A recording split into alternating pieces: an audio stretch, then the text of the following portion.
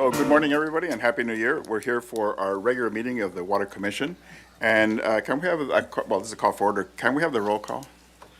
Commissioner Young, Here. Commissioner Cooney, Here. Commissioner Snyder, Here. Vice Chair Davis, Here. Keller, Here. Councilmember Sneddon. All right. Okay. Are there any changes to the agenda? Chair Keller, there are no changes to the agenda. Thank you very much. Any general public comment? Chair Keller, we have no speakers for public comment. Okay, so we're on to our consent calendar. Is there any, well, first let's start with any comments or questions on the consent calendar? No? Someone wants to move? I'll make a motion to approve consent calendar. I'll second. Can we have the vote? Commissioner Young, Yes. Commissioner Cooney, Yes. Commissioner Snyder, Yes. Vice Chair Davis, Yes. Chair Keller. Yes. All right, the motion passes. Is there any public comment on it? I guess. I'm supposed to remind you, and no, there is not any public Okay, comment. good. Thank you. So now we're on to the administrative items. So our first administrative item is the Water Systems Annual Report. Chair Keller, I'd start. This is the last of our getting through our different various areas of the Water Resources Department. But really just encouraging the commission, we're here today to, share a broad overview of what's going on throughout the water system. And we, of course, are welcoming your questions. I'm sure if you have questions, the public has questions. And so really want this to be an interactive process, but we do have a lot of information to get through. And we've got a few speakers to speak on this item as part of our presentation. Thanks. Good morning, Chair Keller, Water Commissioners. Thank you for the opportunity to be here to present the annual report. A lot of the performance data you see in here will be reflecting on fiscal years 2025, but we'll be looking forward into upcoming work and future projects as well. We'll be covering some system statistics, a little bit on how our water supplies benefit our operations, covering our water operations, so Gibraltar, treatment, distribution for today, covering our water main replacement program, capital needs at Gibraltar, and major capital projects, as well as an update on our water distribution infrastructure plan. And the image you have in front of you is Jonathan Chua, Cater water operator, cleaning out a sedimentation basin at Cater. And I love this image, just beautiful. Thank you to our planner, Clark, who took the image. And starting off with some statistics, so we have 18 pressure zones, and the purpose of these pressure zones are to control pressure throughout the system, move water between our higher elevations and our lower elevations. The dotted line you see right here shows the natural hydraulic gradient of our system. So all the area below that is gravity fed, and the majority of that water is stored at Victrace, which we'll be touching on throughout the presentation. We have 16 pump stations which move water to the higher elevations, and 12 reservoirs that store water throughout the system. And our largest two reservoirs being Sheffield Reservoir with 13 million gallons of storage, and Victrace Reservoir, which stores 10 million gallons. So those are our storage hubs. And the scroll effect of the presentation is somewhat new. This is our second year in doing it this way, so forgive me if I'm a little back and forth. And there's a little glitch in here, which happens sometimes when you're using live data. This is our desalination plant here, Ortega groundwater treatment plant, and then Cater plant. And these three plants serve the entire system and are beneficial for being able to supply water during various operating scenarios, which we'll get into. So we have over 26,000 service connections, and if you were to stretch them end to end, would connect you basically from Los Angeles to Las Vegas. So that's a lot of service length, and each one of these services has 3 isolation valves, so about 3 times that $26,000 or 26,000 service connection count for total infrastructure that goes into these water services. So actually a lot of infrastructure there. We have over 330 miles of water main. So if you were to end, that would connect from Santa Barbara to San Francisco to help conceptualize just how much pipe we have in the ground in Santa Barbara or in our service area.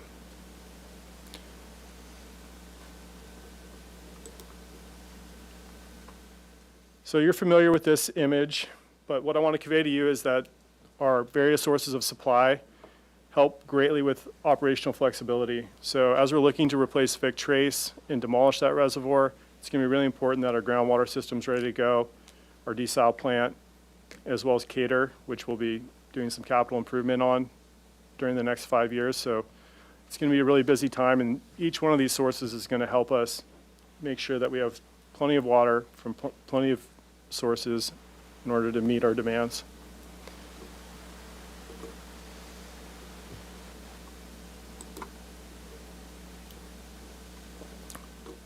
So moving on to water operations, starting with Gibraltar.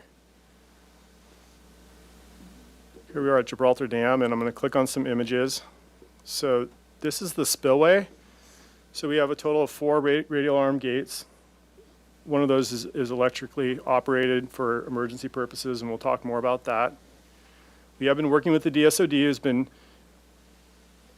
implementing state law, which has some very tight requirements. So one of those requirements is to fully exercise each of the radial arm gates, which our dam wasn't designed to do, and also would be a significant challenge for supply purposes. So we're working closely with the DSOD on that, and I'm pretty sure we'll land in a reasonable place just from early conversations, but we'll be definitely focusing more on the operation of the spillway, and that's something we'll get into as we talk about capital. Here's the log boom system, which we've implemented over the last couple of years. In particular, this segment of the log boom, which prevents debris from getting stuck in the lodge in the spillway. Basically, we'll get into a little bit of how this works, because this year was our first year operating that upper log boom. And here is the dredge tender. This dredge tender was actually originally at the harbor. It's from the 1960s. And we've been using it up at Gibraltar for like the last couple decades, but it's meeting the end of its useful life. But it's still operational and works well. We've done maintenance on it. And here's one of our crews landing on the north side of that log boom. And here's the new winch system that was installed with the log boom replacement project. And that's one of our operators there, Lalo Castillo, who is the assistant dam caretaker. And the purpose of this winch is to take tension off the log boom so that way we can move it. And here's the dredge tender actively moving the log boom and setting it to its new anchor location. So the whole purpose here is to be able to capture all the debris during high flow periods. And then once things, the rain tapers off, flows subside, then we can go ahead and release the debris downstream. So relatively new system with this upper reach of the log boom, and this was the staff creating some SOPs on how to go about it. Moving on to Mission Tunnel, which we inspect annually. This is a view from North Portal, a couple of our operators opening it up for inspection. And here's our engineering and operating team who's going in to inspect a line portion of the tunnel. The tunnel's mostly earthen and or unlined, but there are some areas where when the tunnel was being developed and constructed where they ran into some soils that were unstable, and so they lined it. And that's why we inspect it annually, to make sure that liner's in good shape. Here's an unlined section of the tunnel, which you can tell by the stalactites up here. Water infiltrates the tunnel, and it's actually a significant source of supply, although the volumes vary depending on how much rainfall we get. This tunnel has served us for over 100 years and has been a vital asset. And here's just a picture of one of the repairs we did on the left side about 15 years ago.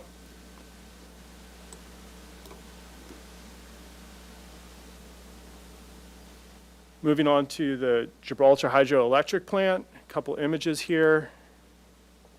Here's an aerial view of the plant and the riprap that flows into Oil Reservoir. Another view. And inside, you'll identifying a Peloton wheel that's under this green cover here, and then the turbine, which is blue on the right. Here's an image with the cover off of it. So this is kind of what you expect to see with the Peloton wheel. And so basically it turns water at a high velocity, turns the Peloton wheel, which drives the turbine, generates electricity, which we'll talk about production here in a bit. As you can see, there's some rust on some of the bolts, and we're planning to do some maintenance on the hydro plant this year. Not a lot. It's been a very reliable facility in general. So year after year, we're coming back to you with great performance data, which we'll cover here in a minute. Interesting little fact about this. So when it was first installed, it was on federal property. So this is at Laurel. And what that did is put all of Gibraltar under FEMA, or not FEMA, FERC. Yes, Federal Energy Regulatory Commission, which was a nightmare for us as far as paperwork. Eventually, it took almost a decade to do this, but we were able to carve out that property and purchase it from the federal government. And so now it sits on city property, just a very small sliver of it, which gets us out from underneath FERC. And now we just have to work with DSOD, which is a much more reasonable player in the sort of dam operation business. But anyway, little details on how that works. Here's an overview of Laurel Reservoir. So this serves as the forebay for Cater. It's operated by COMB, but we do have water that enters this area from the hydroelectric plant. And then if we dive in here, you can see another overview here. So here's the hydroelectric plant. We've got water coming in here. And then also from Tecolote Tunnel, which you can see up here, which is our Cachuma water. And in an emergency, this reservoir has the ability to store weeks worth of water, and under rationing even longer. So it's an important asset for the South Coast. And as you can see here, we provide all the water to Montecito and Carpinteria aside from their groundwater. And about 40% of Cater's total production goes south.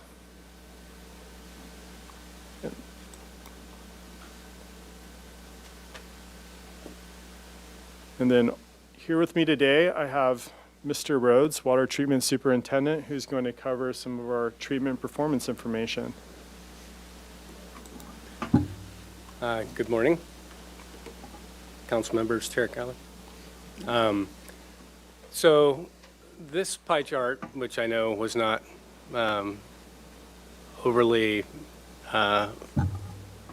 appreciated last year, which I get, but I think it does a good job showing, essentially the difference between the various sources on their way to Laurel Reservoir and through the hydroelectric plant. So this year was slightly above normal for tunnel intrusion. There was 13,074 acre feet.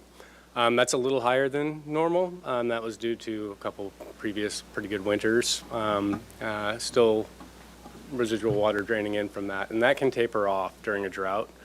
I think during the peak of our drought, that was down to about 500,000 or 1.5 acre feet per day, give or take. And then the Gibraltar diversion component of that that's about what we're allowed to take per our pass-through and Upper San Ynez River operational agreement. And so that's our target every year, is to max out our diversions to the city and maximize the not only the water supply, but also the power generation. Next. So with that, it was a very good year. This is probably representative of about what a very good year would look like with electricity production through the hydroelectric plant.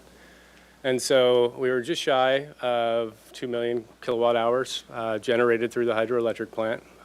And to the right, you'll see how that compares to Cater's demands. And so the yellow bar at the top of that are the South Coast conduit booster pumps and the kilowatt hours used over the course of the year to power those pumps.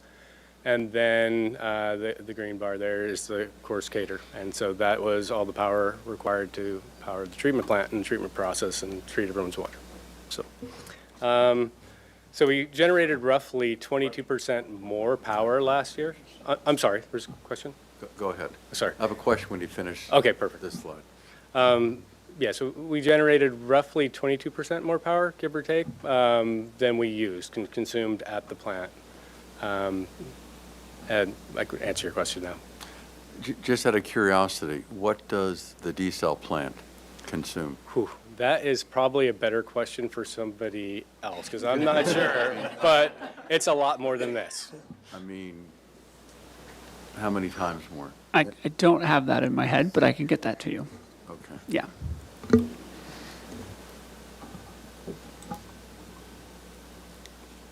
All right, so with that, we tend to get paid a little bit less for the power that we provide SCE, that we push onto the grid, than they charge us as we receive it at the plant.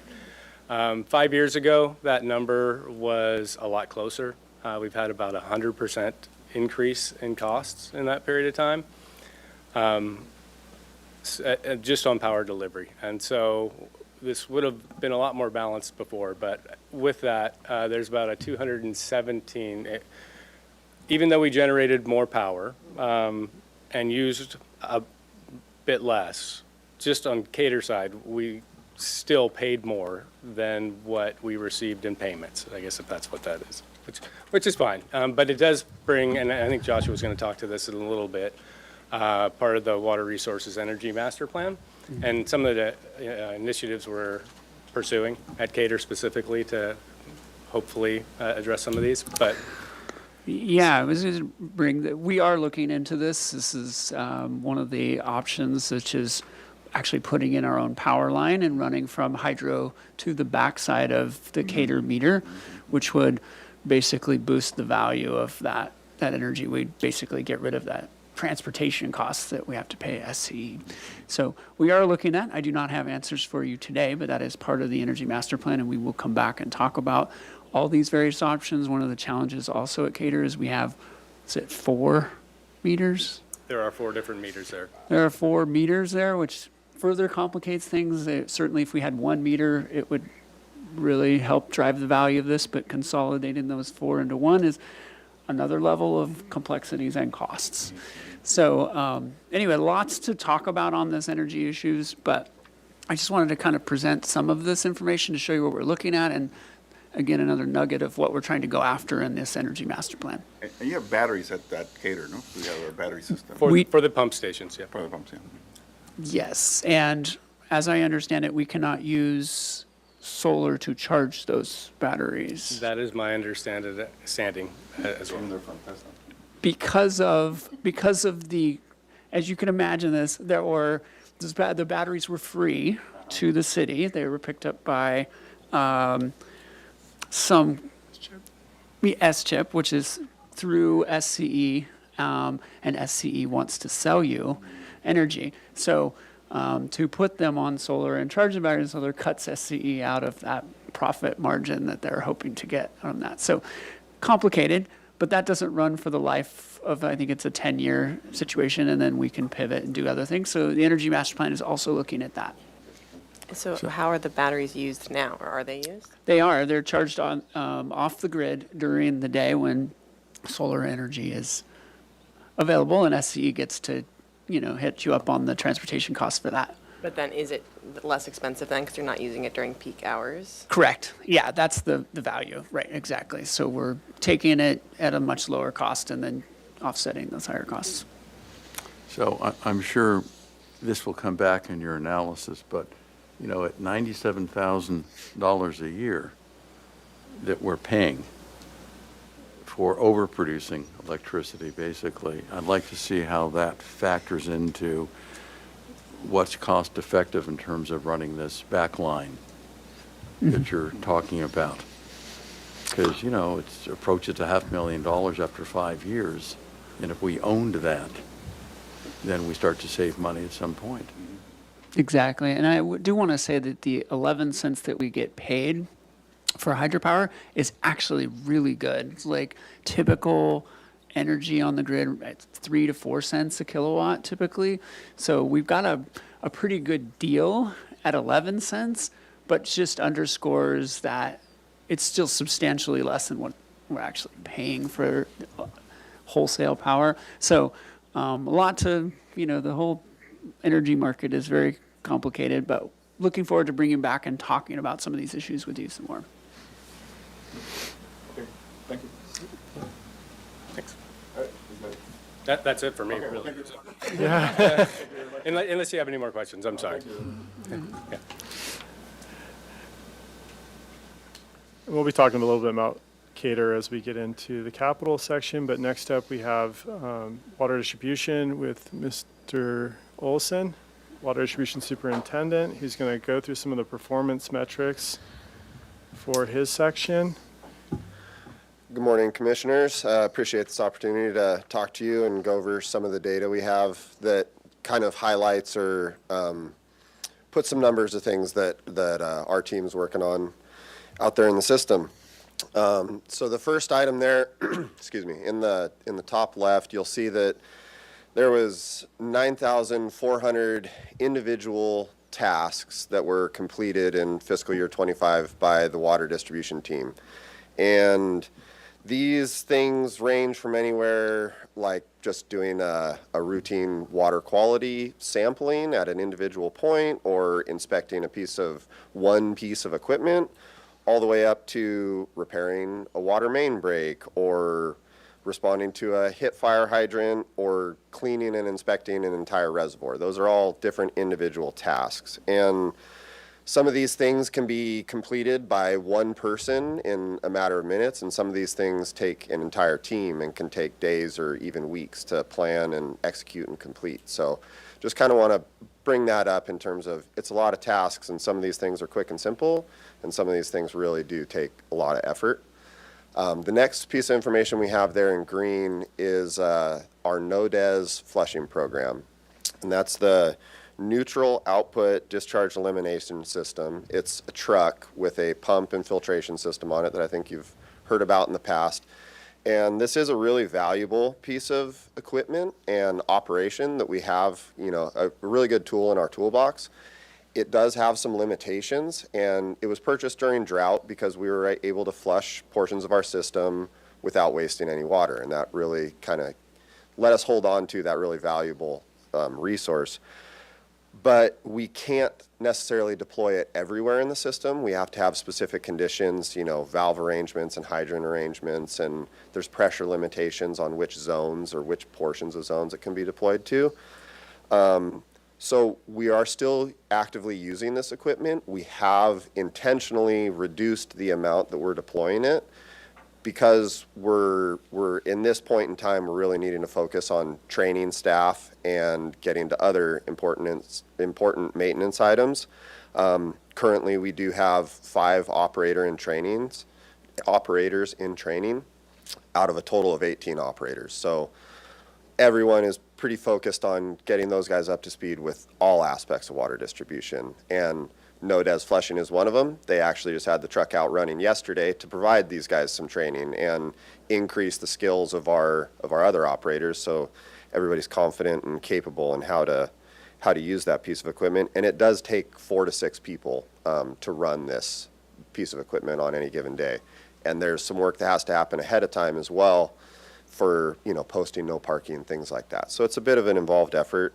To supplement what we can do or what we have done with the NODES truck, we're also right now putting together and kind of dialing in a traditional flushing operation where we will be strategic about going through the whole system. And right now, while our local reservoirs are spilling and we have an opportunity where our water supply situation is looking good, that we can get to doing some traditional flushing, which is, an industry best practice and meet some regulatory requirements for us, and will benefit the system. We haven't gotten to do this in a number of years, so we're looking forward to being able to get out there, get into these different zones, and also incorporate some fire hydrant flow testing in those efforts as well, which gives us some good data points and also meets other regulatory requirements. So the next item we have on there is hydrant inspections, and our target is 775 hydrants per year. You can see that we did exceed that target in fiscal year 25, but that target is based on inspecting every hydrant in the entire system over a 3-year period. So we basically have them split up into thirds. And last year we overshot it. That was a little bit due to just needing to go to other hydrants, whether we got a report of something being wrong, and you know, that's how we kind of exceed that number. To help kind of really focus on meeting the requirements and being a little more strategic or calculated about how we hit that target every year going forward, we have also implemented some new tracking and planning processes for us with our computerized maintenance management system. So it's a little more automated. We know where we're going. We know when we're going to be at any given hydrant.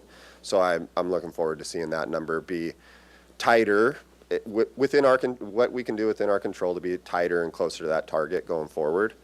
But one other thing, especially within the last year, is I'm sure you're all aware there is a lot of public attention on hydrants, especially given the fires, you know, down in LA and all that. So the public's very concerned, and rightfully so. And we really do. The entire water distribution team is working really diligently to maintain these hydrants appropriately and keep them all, you know, in top operating condition all the time.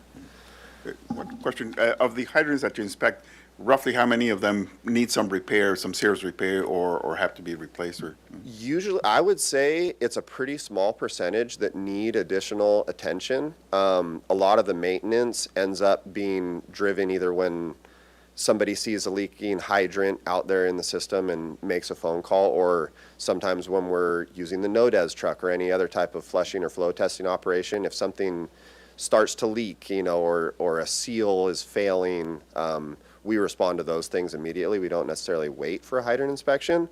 But the nice thing about these hydrant inspections is it gives us an opportunity to repaint them if they need it, or replace caps if they're broken, put a new label on it so we can identify it easily, the fire department can identify it easily, the blue dots in the road, things like that, that we wouldn't necessarily know about until we go and look at each one. So they each get a little bit of kind of focused attention.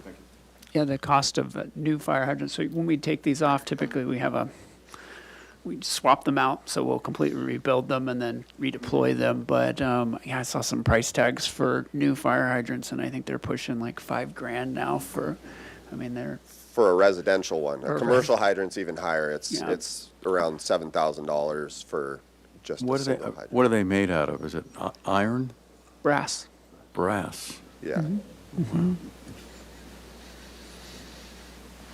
And one fact is just that all of our hydrants were replaced like within the last 25 years, and they have a service life of 50 plus years. So we're in good shape. Fortunately, we replaced them before the brass prices went parabolic. But so far, we've done a really good job of maintaining what we got, and so we're looking good for the long term in terms of capital for fire hydrants. And we do respond to any concern that comes up. Work closely with the fire department. If they find anything that's concerning, they let us know. Yeah. So the next piece of information we have there in yellow is the water main repairs. We had 49 water main breaks that our crews responded to in fiscal year 25. And the little speedometer on the right, or the graph on the right, shows that 98% of them were repaired within 12 hours. And that's, our target is to always hit 100% there. In fiscal year 25, the one break that kept us from getting to 100% was a leak on Sycamore Canyon that's within Caltrans right away. There's some limitations that we have to work through when we're working in Caltrans right away, and in that case, we had restricted work hours. Thankfully, it wasn't a leak that required an immediate shutdown, like people weren't out of service for days or anything like that. It was, we had to mobilize, do as much as we could, and demobilize within Caltrans window. And so it took a couple days to get that one resolved. So it's a little frustrating when we see one when we don't hit the 12-hour target, but that one, we did the best we could. And it really, I think that kind of speaks to just how fortunate I feel to have a team that's really dedicated to resolving emergencies and minimizing outages and the impacts on the community, and really trying to make sure we can provide reliable service. In addition to the 49 water main repairs, we also did have 69 service line leaks. So when you're seeing those figures about how many service connections we have in the system, you know, that's another, sometimes those things can be even more challenging than a main break at times, because a smaller leak can be harder to pinpoint, or working with different materials has its own challenges. And I think both of those things really help speak to and reinforce and kind of justify what we're doing as far as like the investment in the capital replacement, water main replacement projects. It really, you know, the data doesn't lie. We spend a lot of time and a lot of effort responding to the emergencies. So every time we can get new pipe in the ground and kind of restart the clock on the useful life of these assets, it really helps. I also want to add, so we're limited in our functionality in presentation here, but in terms of like what you see in front of you with this, our CMMS, Yeah. this is all live data, and in a regular desktop version, we could turn off all the layers, and so it's really illuminating when you have that information. You could toggle through it, but something I just want to point out is like you'll see these Yeah, there's a groupings cluster, here, no? Yeah. right there, and we'll talk. We'll talk more about that. So we'll take a closer look, but I did want to point it out when we're here at this presentation. Yeah, absolutely. Honestly, we see those kind of like little trends change over time. That I don't really have an explanation on why that particular cluster happened in this particular year. If we were to look back at like multiple years worth of data, I think you'd see more pop up in that little area. And in Councilmember Sneddon's neighborhood, there's a whole lot of those little colored dots. And whether it was material, you know, maybe defects in manufacturing, or just the age of it, the pressure, the working pressure, there's all sorts of things that go into why we see clusters in different areas. But yeah, it's like Matt was saying, there's different parts of town that you can really kind of dive into the details on. Yeah, I got a plug in the capital section. All right, and the next piece of information we have there in that purple color is our valve exercising. We exercised 4,600 valves in fiscal year 25. Our target's 4,450. Kind of similar to the hydrants, we do end up going out and targeting specific valves for specific reasons, whether we end up having to exercise some valves ahead of an in-house project where we're needing to shut something down, or a new development is coming through and we need to shut down to make a new connection. So that we try and hit that 4,450 number. Sometimes we go over, sometimes we come up a little bit short, but generally we're trying to get to each valve in our system in a 2-year period. In an ideal world, we would exercise every valve every year. That it's just a very, big, that's a tall order, and not many utilities anywhere are really able to do that. But we are striving to like continuously improve in this area, and it's really important because touching these valves and exercising them, closing them all the way, opening them all the way, really keeps them operating, you know, reliably going forward. So in an emergency, we know this thing works and we know we can use it. Or for capital projects, we need to shut down a section of old main so that we can connect the new main to it. And making sure that we have the best shutdown possible helps that work go quickly. Just a more efficient process if contractors or city staff aren't having to fight leak by or water, you know, while they're trying to do that work. It also, through exercising these valves, it allows us to identify and mitigate problems or potential issues in the system if something is broken or isn't operational. And with that information, we prioritize and work on strategically replacing failed valves, things that don't provide a good shutdown anymore, things that can't be operated. And we include those in capital project, main replacement project scopes, and take care of areas with bad valves. and also use our on-call contractors to kind of put together and complete standalone projects just to replace failed valves. And city crews are also doing that as well. We will scope our own and plan our own projects to just go out and target specific areas or specific valves. Yeah, and with that, I think we'll talk a little bit more about that cluster of yellow dots up there in the San Roque neighborhood and how it relates to upcoming capital. But yeah, I don't know if you have any questions. Yeah, thank you. All right, moving on to a few other items, kind of switching gears. Wanted to talk about some strategic initiatives. So staffing's been a big challenge, in particular for water distribution, wastewater collections. We've been focused on that challenge for years now, and we've made some progress in terms of meeting the market rate for operators. So this, as Mr. Olson mentioned, we've hired 5 operator in training. We currently have 3 leadership level positions that we're recruiting for. And we do have operators and that are ready for promotion. So that's a nice place to be. The last year or so, year and a half, we haven't lost any operators to our competing agencies, so that's a positive. We do still have to hire about 6 more operators in training over the next year or 2. So we're pushing the limit in terms of how fast we can train operators and balance out the workload needs. Like Mr. Olson pointed to, we've had to reduce some maintenance where we feel we can afford it while still meeting regulations and handling the requests coming from the community.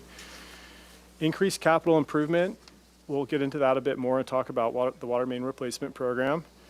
And then executing the water distribution infrastructure plan, which is a major, major lift for the Water Resources Department as well as Public Works.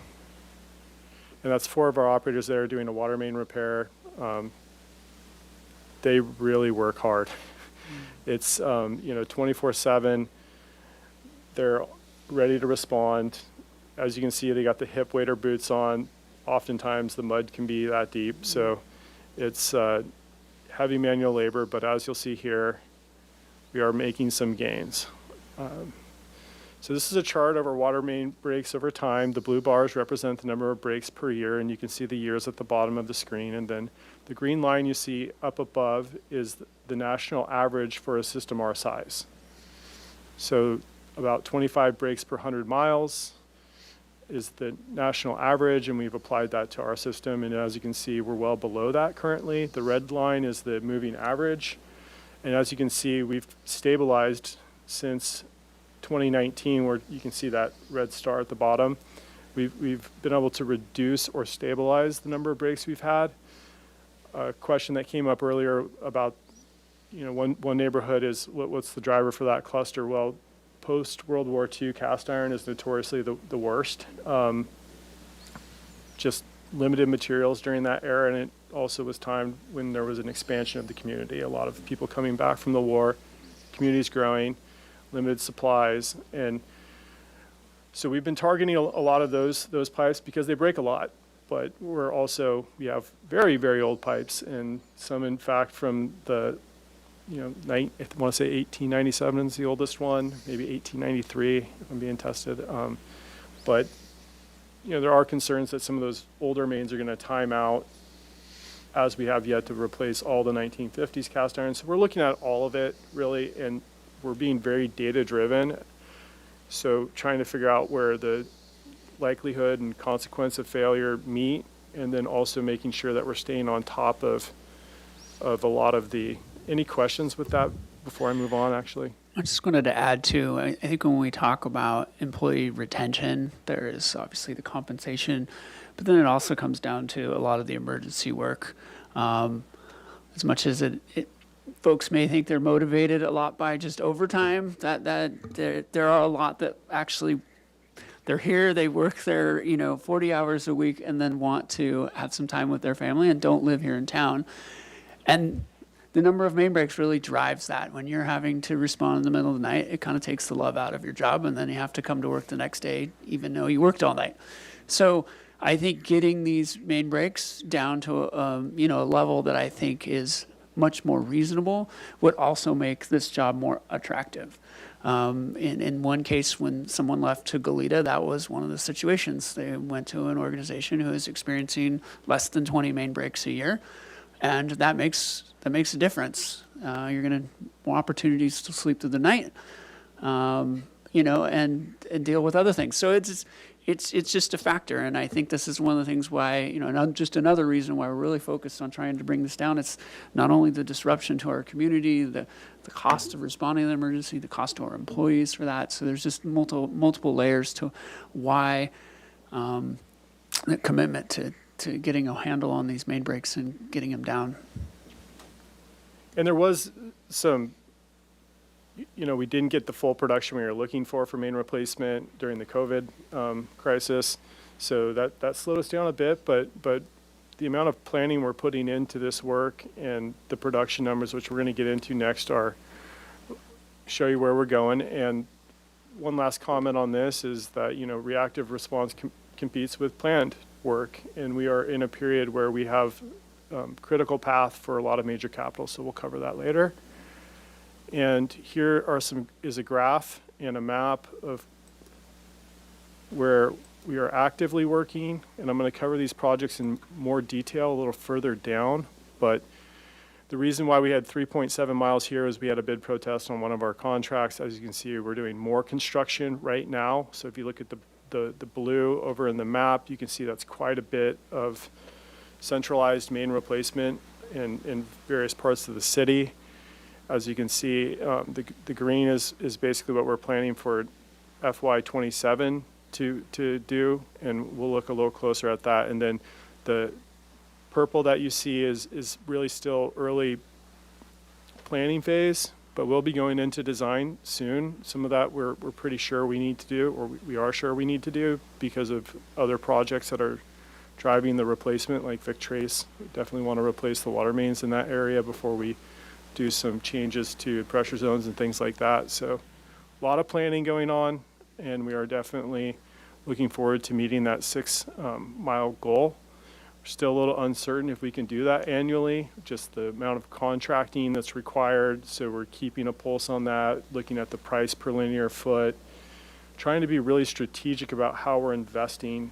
And that's kind of where we'll likely come back to you in the future, is to unpack this program a bit more.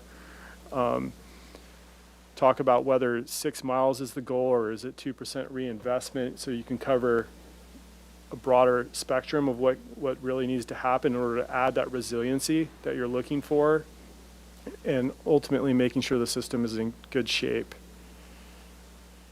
Moving on to current and upcoming priorities for water main replacement. So this is kind of zooming in a bit, and I'm not going to get too deep into each area, but the De La Vina section of water main, number 1, was recently completed.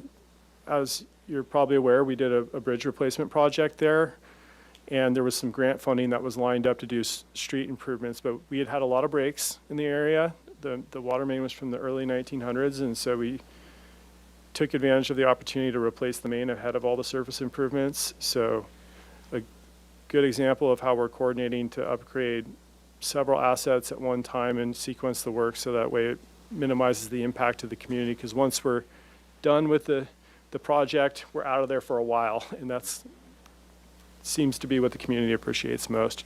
State Street was a very similar type of project, and the consequence of failure there is the water main that serves that area also serves a dialysis center. It also serves a lot of businesses, so having a lot of breaks there is highly undesirable.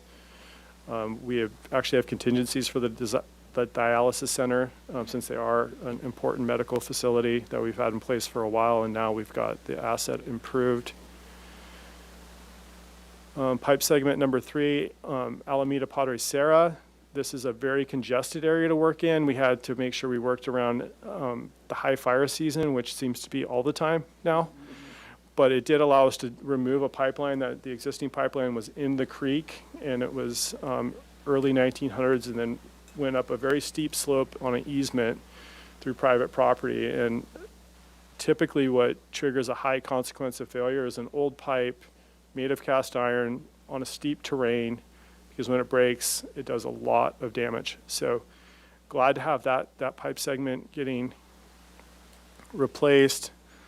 Lucinda Lane was a portion of the grid that, again, is that 1950s cast iron that had many, many breaks. There's a certain point when, although you have many competing priorities, there's just, you really feel for the community and you recognize that the number of breaks is just unacceptable. So we're always trying to get some of this grid main replaced, which we'll cover with San Roque here in a minute. But Cliff Drive, this is another example of just working together with the entire city team to make sure that we can deliver projects that cover all the bases for capital improvement. And something I probably should have started off with at the beginning is just how important the main replacement program is to the city's overall capital plan. Because if you don't replace the main and you move forward with some grant-funded projects and the main breaks, it's just not the right way to do things. So this project, still the main drivers were break history, 1920s cast iron. We had been out there multiple times, but we really wanted to make sure that we achieved some of the city's goals for the grant funding associated with Vision Zero. Cannon Perdido, this is a kind Sorry, of a real one-off. What is the Vision Zero? I've seen that reference a couple times. Thank you for asking the question. So that's go for it. All right. It's the goal of having zero fatalities from vehicles, which sounds impossible, but I was just reading an article that Helsinki, they just finished over 12 months without any fatalities from cyclists, pedestrians, and automobiles, which is a city of 700,000. So it is possible. And our streets planning and streets group have been really focused on trying to bring down accidents. And of course, e-bikes have not helped. It's gotten more people on bikes, which is wonderful, but they're still having an unacceptable amount of collisions. And so really trying to support their efforts to try and get out here and address some of these major locations. Thank you. Out of curiosity, when you're going in to replace old cast iron main, do you replace all the way up to PVC, or are you leaving little pieces of cast iron on either side of this replacement? Thank you for the question. Yeah, Don't major ask pet me. peeve. Don't ask me why I'm no. thinking that. It's like So our information is fairly accurate that we have on record. However, sometimes you'll find discrepancies between what's on record versus what's in the ground, but we always eliminate those little pipe segments. It does create some scope creep with the project, but we've really been focused on minimizing that and making sure that we're upgrading entire, like you can see in this map, entire areas and cleaning it up all in one lift. So that way we don't have a nuanced, break in the middle of something that otherwise has been fully replaced. So we do a lot of diligence in the planning phases. But it does happen where we have to cut it off somewhere, and we try and get it to a good spot that sets it up for the next project to kind of take it on. But to the extent we can, we try to get it to eliminate as much as you can. Yeah, thank you. And so on-call main replacement, this has been around for a little while as a form of contracting. And we've added new contracting methods recently, which we're still exploring, like best value, design build. We're currently experimenting with different methods of contracting. As you saw in the graph, low bid received a protest, which delayed the work. So low bid also comes with a lot of friction between the contractor and the city, and sometimes leads to delays. But we're looking at using a variety of tools in order to address needs, and on-call main replacement's been very successful where we discover a problem. Perhaps there was something maybe on our radar, but is actually causing a greater disturbance than we anticipated. Cannon Perdido is an example of one of those situations where we have a steep hill on Olive where you drive down towards the high school on Cannon Perdido. The main tended to break in a significant way, so a large break. A lot of debris moving down, impacting traffic in the area around our schools. Obviously a highly undesirable A lot of physical manual labor comes into removing all that silt as best we can. So we prioritized it, and I want to get a nod from Mr. Olson, maybe. I think we did that in November, so we prioritized it, and here we are looking to complete the work in February. And it won't be the full extent that you see over here, number 6. You know, we had to limit it for budget purposes and also planning purposes, but we're going to knock out a significant portion, so it's nice to have this pipe in the rear view here soon. Only 2 more locations to cover here. State and Hope, so we've yet to determine when we'll be constructing this pipe. It's currently in design. We're looking at some modeling. So this is up here in this region of Upper State Street near La Cumbre Plaza, where we're doing significant redevelopment. So we've got some 1950s steel and cast iron water main in the area that we actually inherited from the Bureau. So not exactly up to our design standards, but we've experienced some breaks there, and then the consequence of failure, again, a lot of impacts to the community, and it'll be even more impactful once the new development occurs. So we're working with the developers on timing the construction, so that way we can do it all sequenced properly, but also have them contribute to their portions of the project. Last year, we have San Roque, so I showed you earlier on the interactive map how we've had a number of breaks in there, and that's been consistent over time. We've had to push out some grid replacement because of other priorities, kind of like what I talked about, new development, other capital going on at the city, but we do try to get to some grid main that is severely needed of replacement. So looking forward to getting that scope out to construction. Hopefully this summer, we've got the design nearly fully complete. So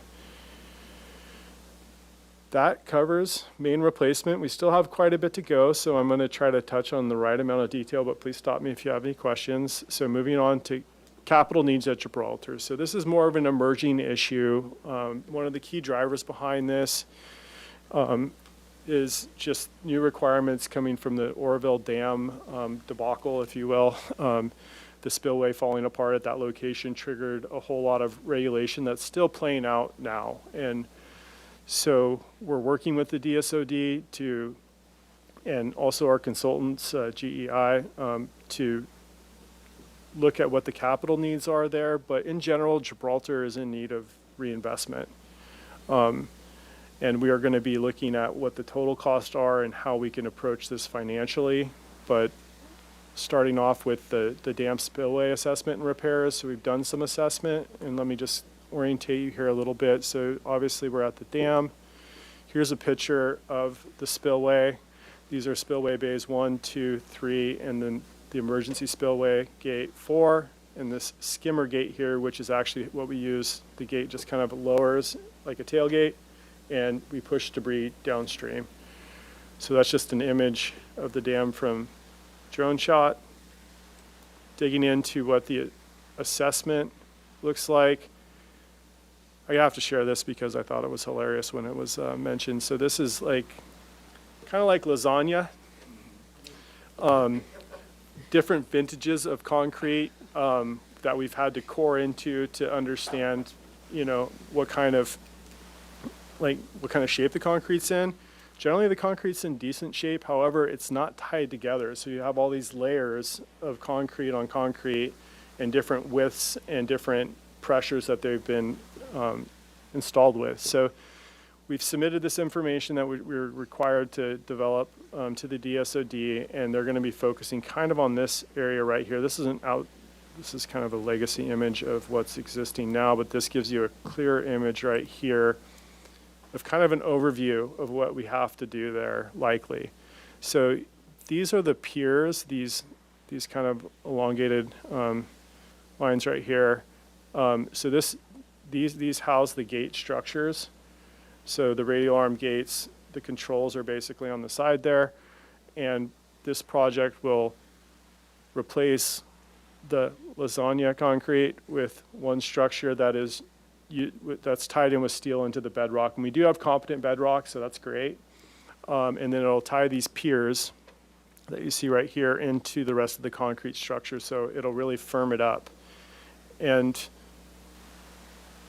I guess I'll drop a little fact, fun fact at this point. But so this spillway is capable of discharging 88,000 cubic feet per second. So to put that in perspective, Niagara Falls during peak season is about 85,000 to 100,000 CFS. So if you can imagine, peak at Gibraltar would be quite the sight. The spill of record was 1969, where we had 54,000. And that kind of helps put it in perspective.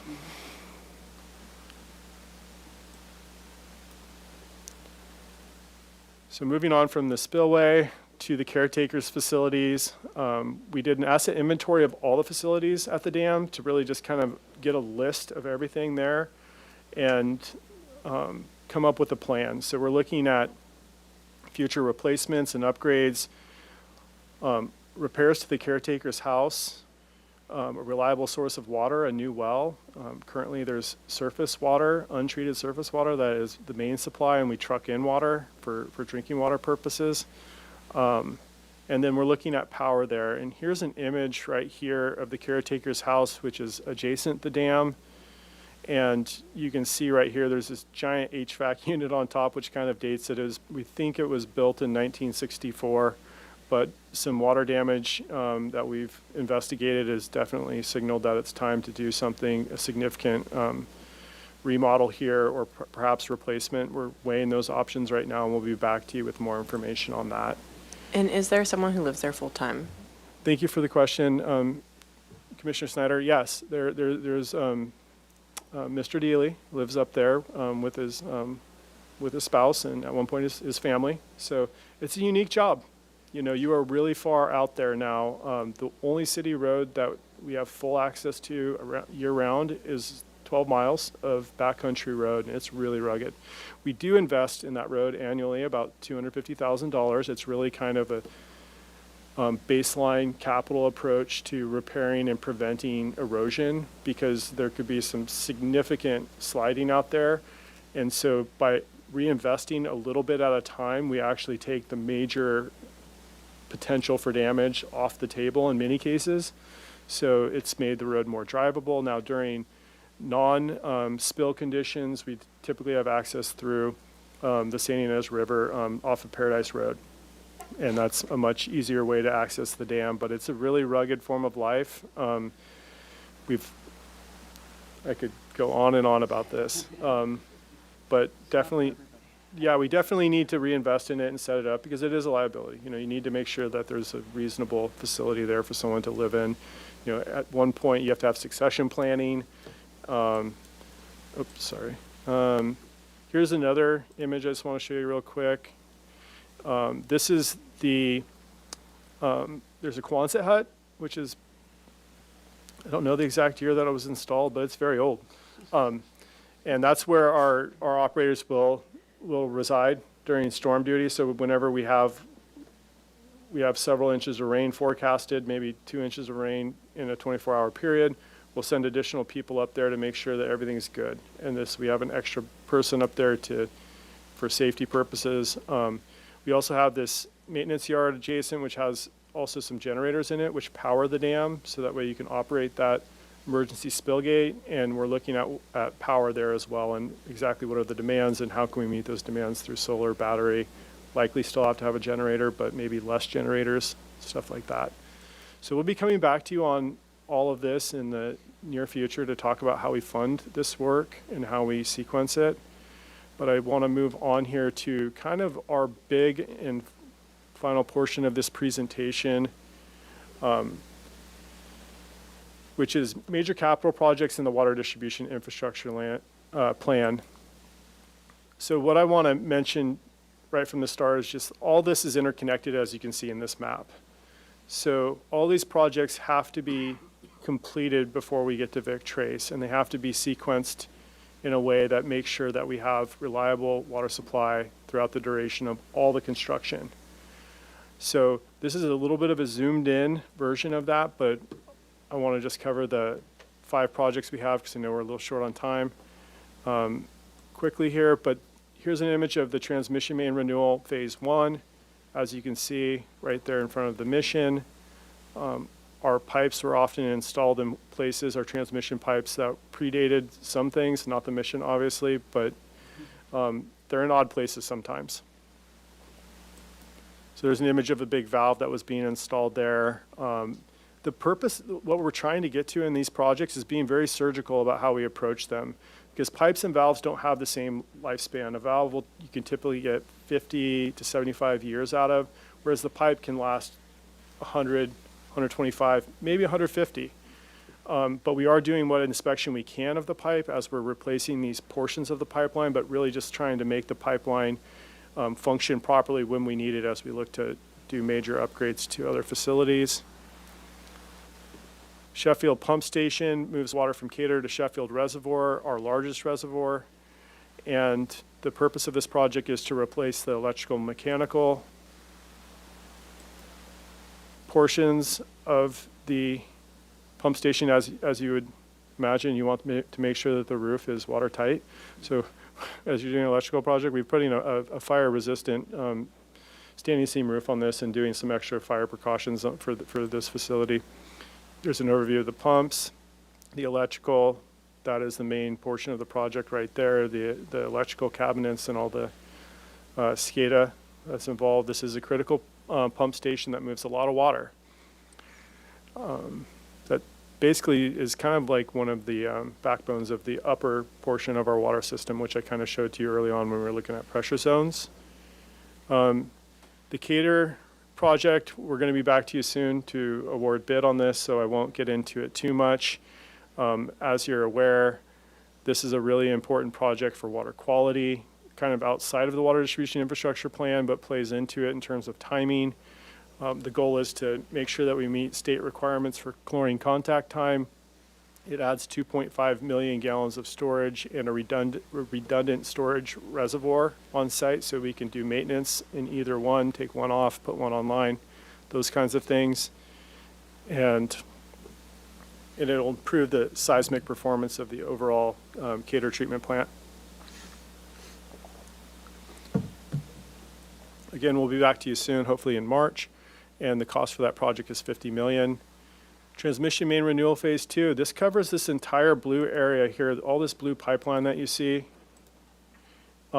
Basically picking up from the mission, working back towards on Mission Street, over towards Vic Trace, and then over off Las Positas over here.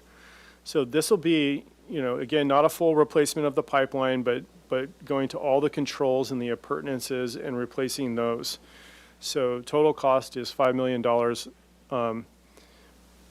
And the money is being very spent on what we believe is absolutely needed at this time, but really trying to be surgical with our spending and also the construction. Now, to do all of this work, we're looking at about 24 shutdowns of the transmission system between now and Vic Trace while doing the Cater project, which we'll have to take Cater offline for probably 48 hours, 2 or 3 times during that project. So a transmission main shutdown can last, for the crews, it's about an 18-hour journey where you come in very early in the morning, you stay late, usually till the system's back online.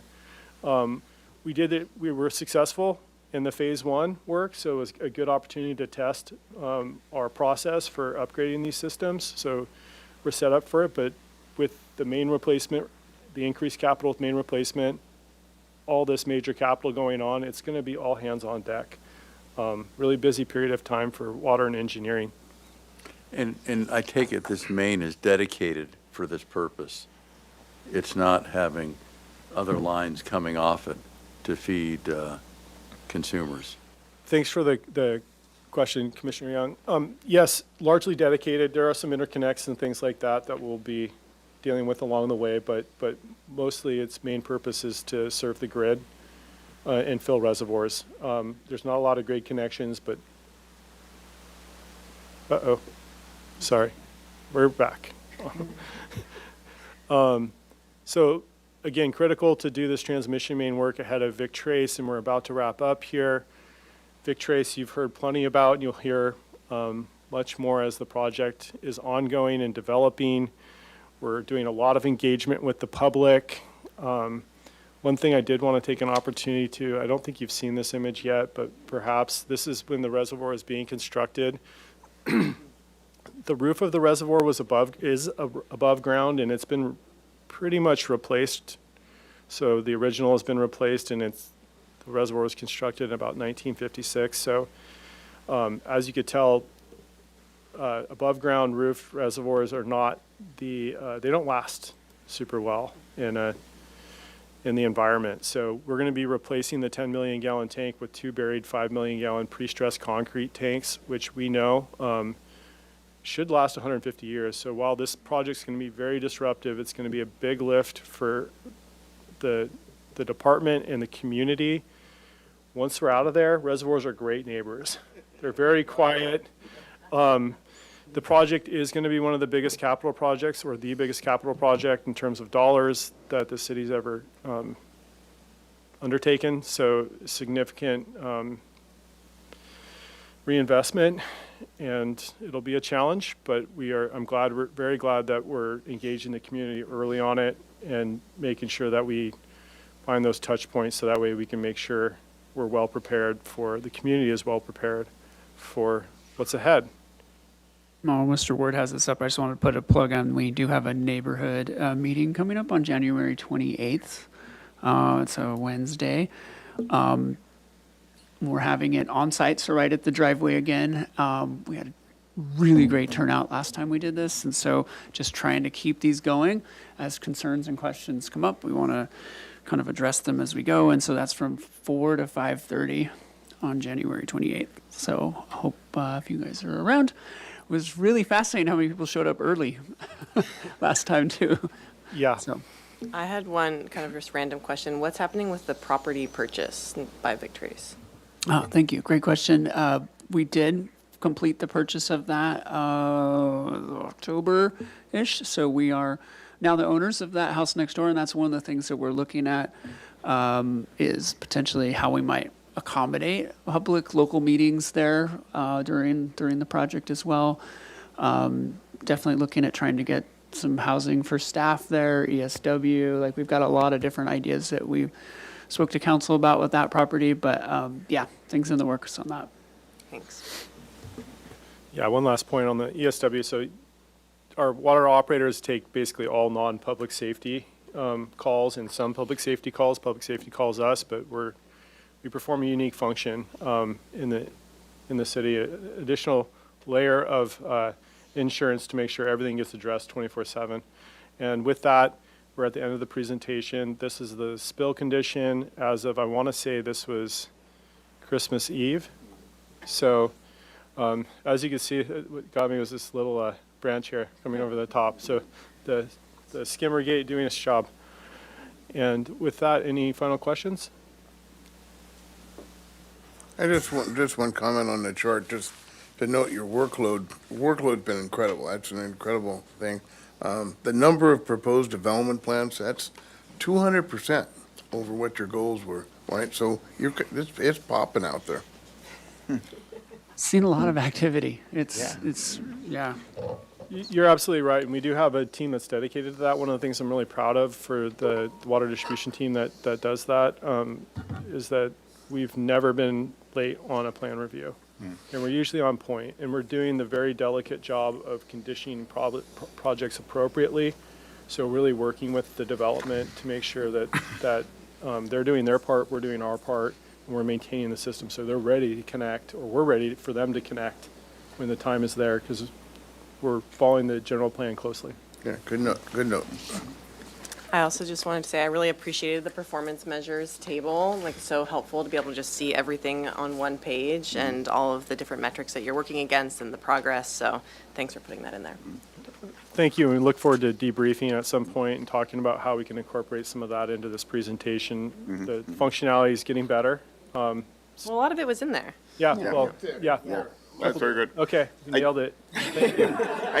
There's one area where we didn't talk about today, which would be interesting, is the cost per million gallons treated. So that was high compared to the target, and it had a spike in the third quarter.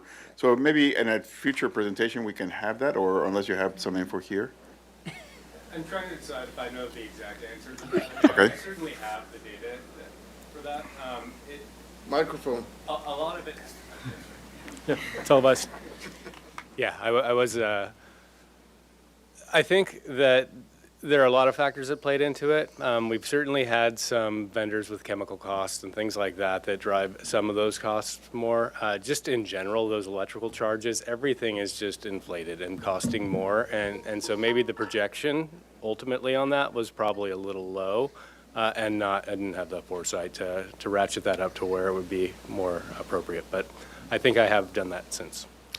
Another one that makes a big difference is we're continuing to see conservation along the coast, and a lot of that depends. Like if Cachuma or Carpinteria decides to go on groundwater, all the costs shift to basically the city when they do that. Like they don't really have a fixed component that they pay whether they order water or not, and so it makes it a little volatile. And that's something that we're looking at if we do update the Cater JPA. That was something we're looking to kind of address as part of that.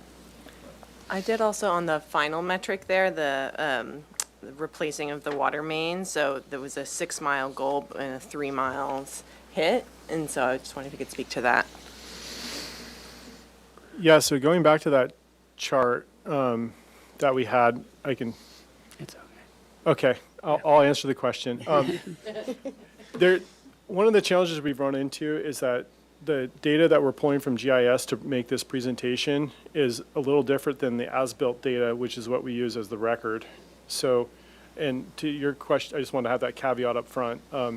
But we had a bid protest last year that pushed the replacement into this year. So it's currently in construction, but we fell behind significantly last year because of that. Okay, thank you.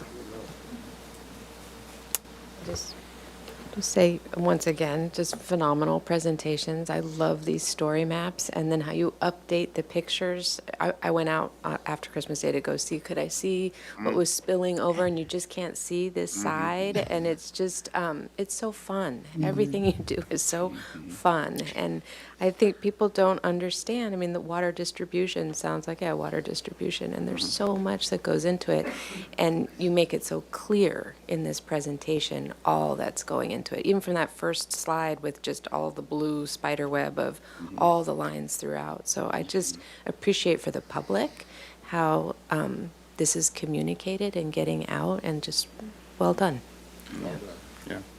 Yeah, Well, great job. thank you for your time and support. It's greatly appreciated. We wouldn't be able to do this work without that. So thank you. Yeah, people don't realize that opening up their tap is not, there's a lot of things going on behind it. I did also not wanted to even thank in you for college, and I bringing. was studying water. So. I also wanted to thank you for bringing some of the people that actually work directly on these. I think it's really useful to have those presentations directly by you guys, so thank you very much. Any public comment? Chair Keller, we don't have any public comment on this item.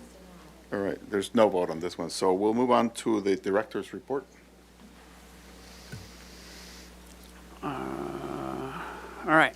I'm going to apologize right now. This is not 10 minutes. I've got a lot to go over. So it's been 30 days since we met with this Water Commission. A lot has happened. We saw some pretty unprecedented rainfall combined with what we saw in November.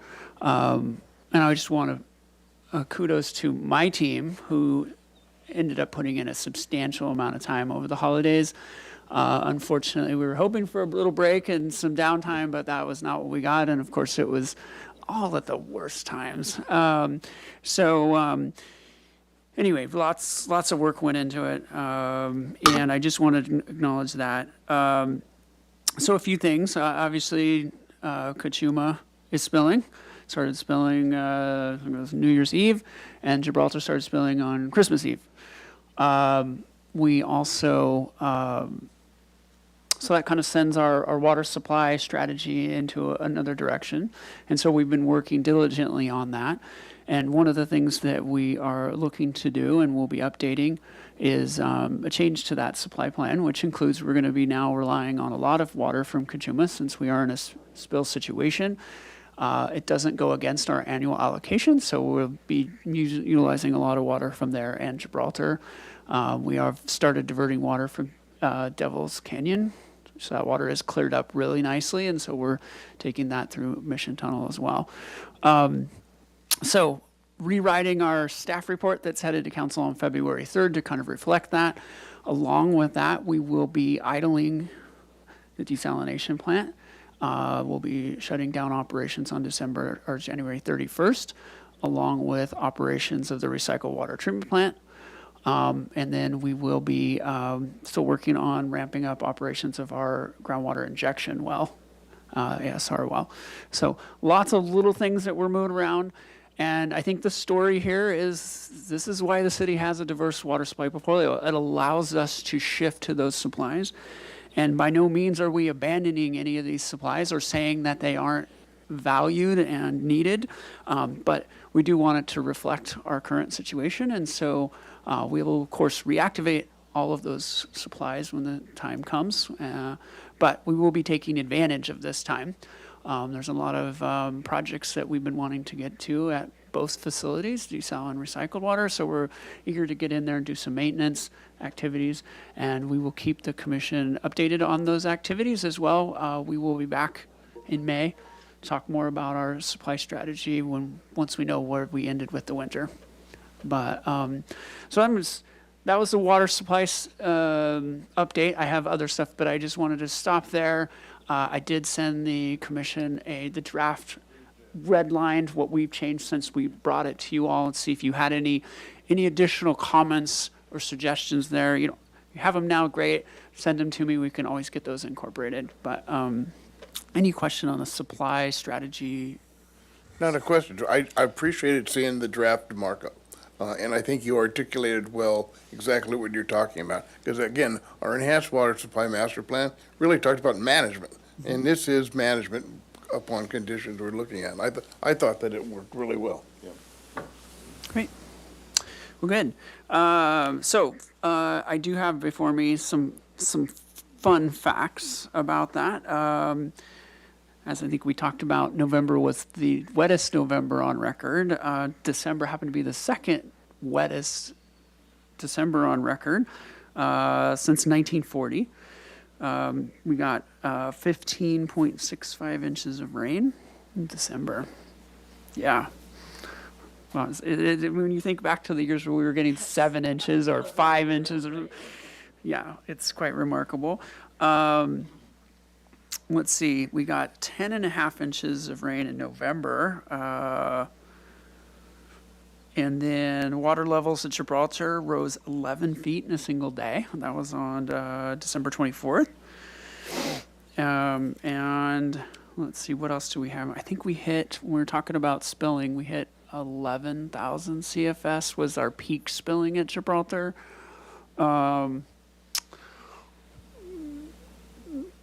Pretty good, but as you heard, our ability to pass water through that reservoir is pretty significant. Gibraltar Dam has got some pretty significant capacity, so we were barely breaking a sweat.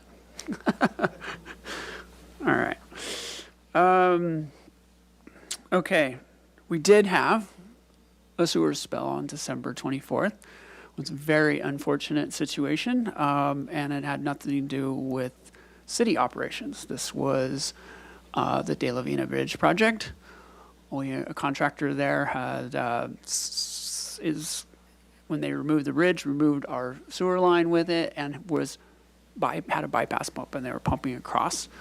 And we're supposed to have folks stationed there 24/7 while we were in rain conditions, and still investigating why the contractor abandoned the site.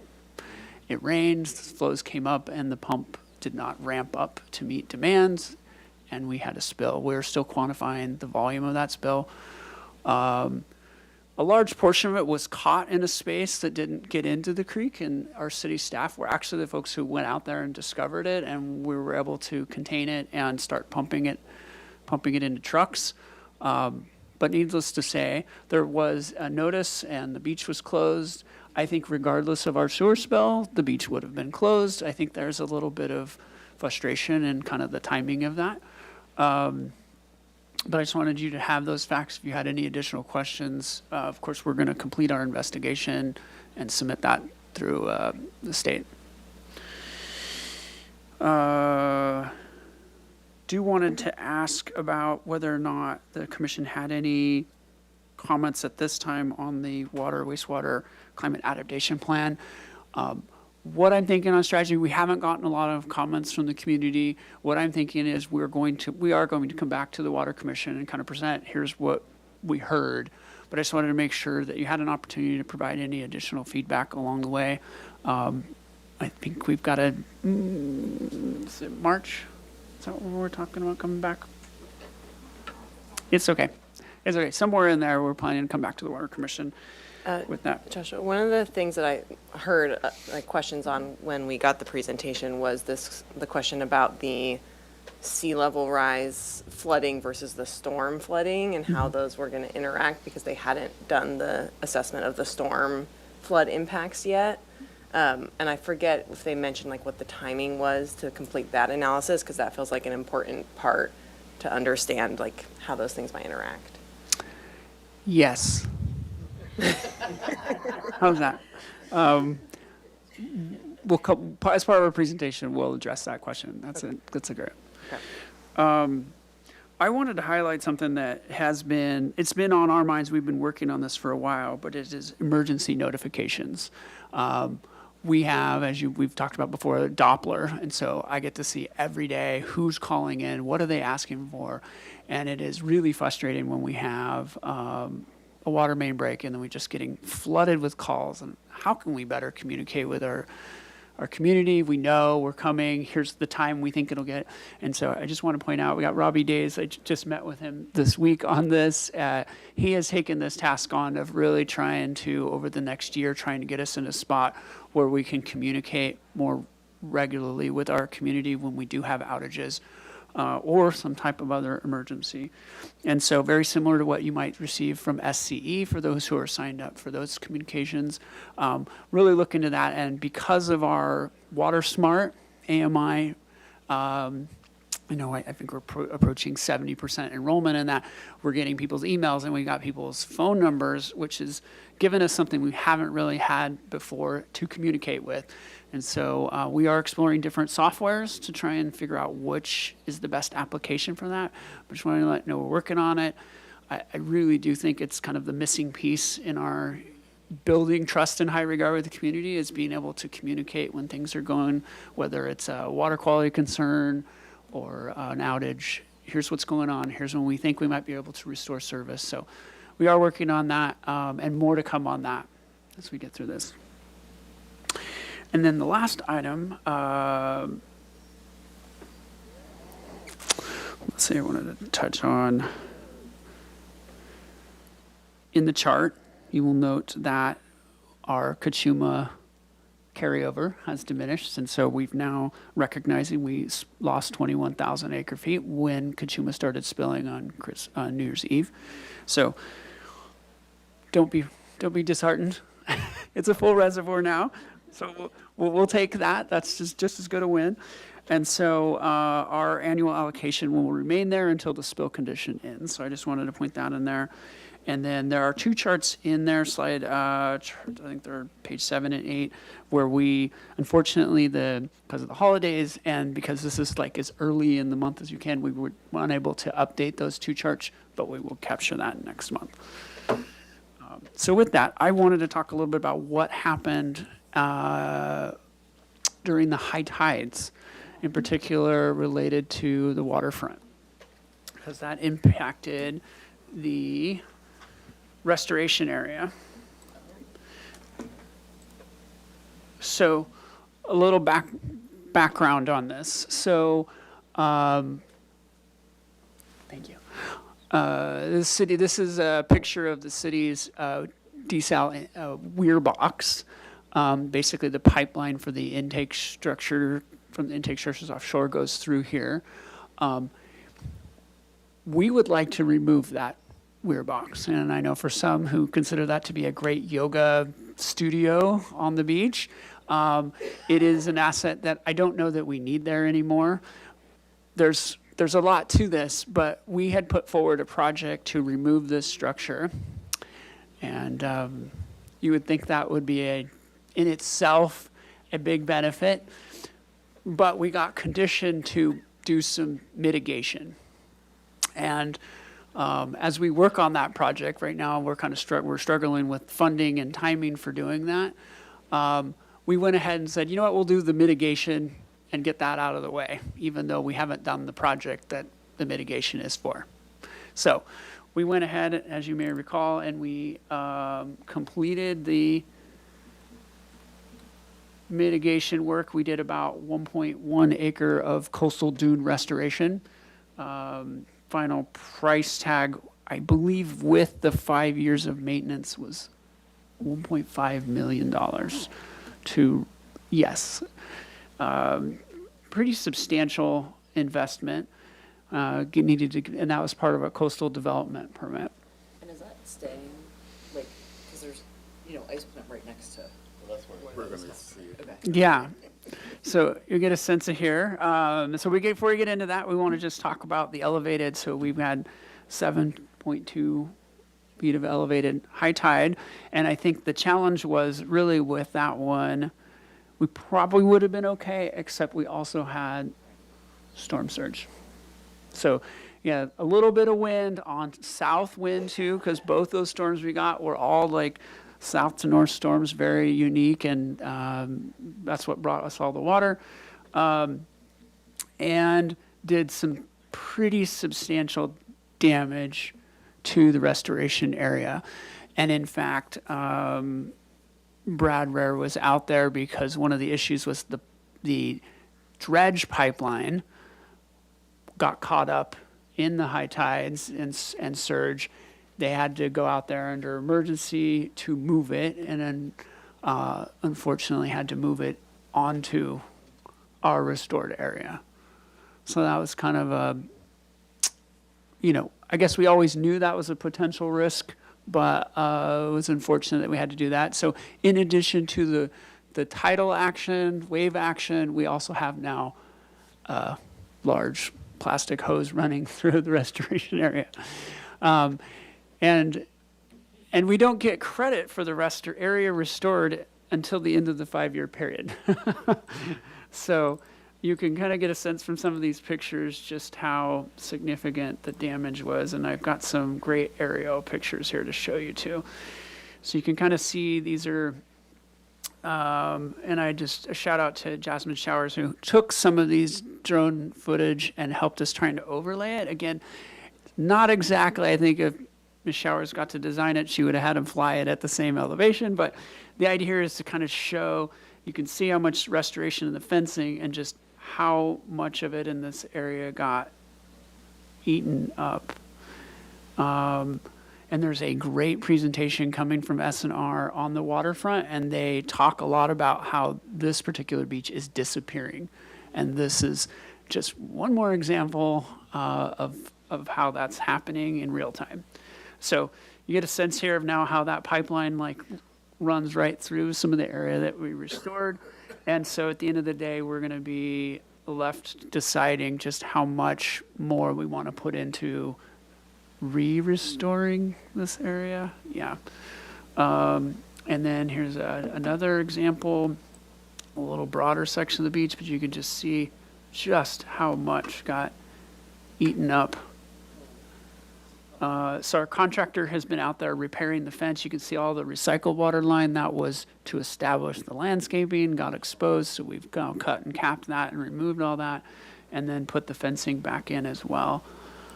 Are those taken at the same height of tide? They are, yes. They're just not, the drone's not at the same elevation. Right, but the tide is the same in each. Yeah, you get a sense of where the bike path is here, and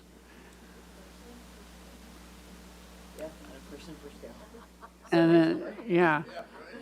And then you get a sense here, this was a little broader beach, and this was kind of an interesting, Brad and I were talking about this. So right here is our structure, and what it has around it is rock riprap, and lo and behold, you end up with more beach. So you kind of see this structure, unintentional consequences where it gathers more sand downstream of it and creates, so when we start talking about some of the benefits of groins, you can kind of see it. this wasn't established for a groin. And what's interesting about this one in particular is in the summer, aside from the structure, the rock disappears. It gets buried under sand. So it's one of those groin structures in a sense that you would only see in the winter. But it does provide a significant. We want to remove the box structure. It's no longer, with some changes, it would be no longer necessary is what we're trying to do. In fact, we're looking to move this structure up into this area out of the tidal zone. The structure itself. The rock, that's another element. Did we remove all the rock or leave the rock there? I think that would be part of the project that we haven't finished design on. So, so what needs to happen, there's so much that goes on with this dredge pipeline, but it needs to be removed in the next couple months. And so they're going to dig up and remove this pipeline, and then they turn around and put it back in again. Underground or above ground? I don't know. I think it's intended to be underground to protect it, but I think there's areas that they're clearly not going to be able to put it underground again. And so that's what we're going to be working with them on to see, at the end of the day, I don't know that we have a ton of say. And that takes sediment out of the harbor and puts it somewhere else? Right in this area is what they're targeting now, because this beach has shrunk so much, they're really targeting to move that sand into this area. So the Army Corps drives this. This is Army Corps paying the $4 million a year to do dredging. Whatever they say goes. They do ask us for our opinions, which I appreciate. But at the end of the day, I don't know that they have to abide by any of that. Absent the dredge deposition, wouldn't the normal summer redeposition of sediment kind of fill this back in? Other than the summer, we get an accumulation of sand. Some of it, yes. I don't know that it would restore the areas of that restoration area that has been damaged. In particular, I don't know that it would restore this area in here.